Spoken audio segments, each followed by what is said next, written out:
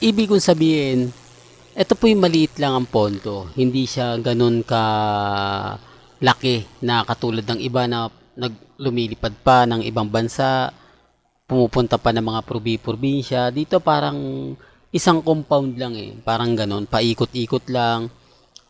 Na kung saan nga po eh talagang hindi siya masyado ginastusan ng malaki. Yung tipong binadgetan. Di po ba? Kaya nga po short film lang. Kumbaga, hindi rin siya ganun kahaba. Katulad po ng mga pelikula na pinalalabas. Kaya nga sabi ko sa inyo, ito'y maliit lang. Kaya malaking pagsubok ito kay Risa Polkerson. Pero syempre, full supported naman dyan si Alden Richards. Di po ba? Wala pa pong pahayag si Alden Richards. So, hindi pa po ito nabibigyan ng kumbaga panayam o wala pa siyang sinasabi patungkol nga po sa pagpasok sa showbiz ni Risa Polkerson. Siyempre, ito na po yung ano niya, yung stepping stone. Di po ba? Pagkatapos nito, endorsement naman. Alam naman po ninyo at hindi naman lingid sa kaalaman ng lahat na mas nakilala si Richard Polkerson sa dami ng endorsement. Di po ba? Waving back 2015.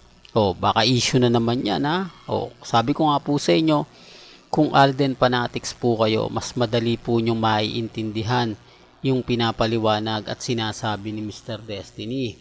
Mas madali nyong, kumbaga, yung tipong, yung nasa dulo ng dila natin. Ang punto ko yung madali mo maiintindihan at mauunawaan. Kaya nga ako nagtataka yung iba, ay fake news yan. Nagre-react sila pero hindi naman nila alam ang buong kwento. Hindi po ba baka sabihin nila, hindi naman nakilala si Alden sa endorsement, nakilala siya sa husay niya. Pero tumatak po kasi sa dami ng mga endorsement ni Alden Richards, McDo, kumbaga Magnolia, Coke, di po ba? Napakarami po nun, talk and text. Kaya sabi ko sa inyo, sa bagay mga kaaldab, mahirap po talagang makipagtalo sa mga bulag at bingi. Lalo na po sa mga ayaw pong maniwala. Di po ba? Well, bago tayo pumunta naman kay Alden Richards, kung bago ka lang sa channel na to, at isa kang true-blooded Aldab Nation na nagmamahal kina Mengay at Isoy, tama po ang channel na pinuntahan mo, kaya consider na po kitang bagong subscriber. At huwag mong kalimutang i-share ang mga video po natin sa mga mami, sa mga titas, at sa mga senyor. Well, dito naman po sa latest post ni Richard Polkerson, meet and greet. Ito yung nakakatuwa. Dati-rati si Mengay po ito no?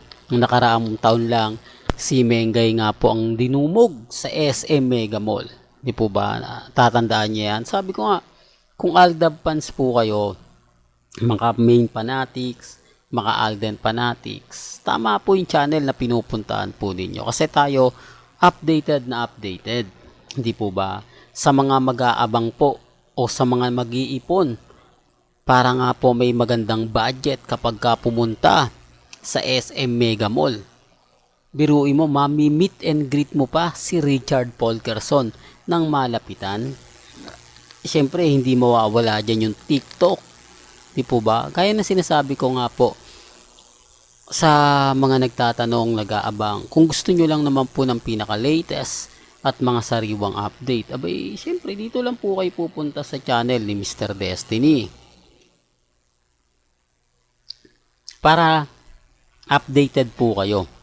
Kung sa mga nagtatanong kung kailan yan, sa May 4 pa naman po ito, alas 5 ng hapon. Bakit mas maaga, Mr. Destiny? 20 ng malapit na po, ilang tulog na lang, kumbaga May 4 na, hindi natin namamalayan, di po ba? Mabilis talaga yung panahon. Kaya nga sabi ko sa inyo, dito po, kumbaga kung ano po yung post ni Alden Richards, yung post ni Mengay, madali natin nakikita.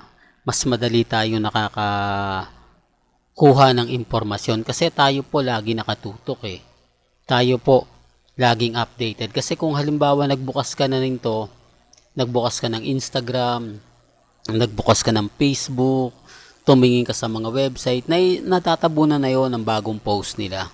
Kumbaga nahuhuli ka na tapos magugulat ka na lang, ay may post pala si Alden Richards. Di po ba? Pero kung si Alden lang, yung kumbaga followers ka ni Alden, madali mo rin makikita. Di po ba? Pero gaya na sinabi ko, ito po yung isa sa rason kung bakit po mas kampante ako. Kasi ako po yung unang nakakakita. Ako rin po yung unang nakakaalam. Ang problema lang po, syempre ako po yung unang nasasaktan kapag may mga hindi maganda. Kasi nababasa natin eh. Di po ba? Nakikita na natin na talagang medyo hindi po maganda. Di po ba?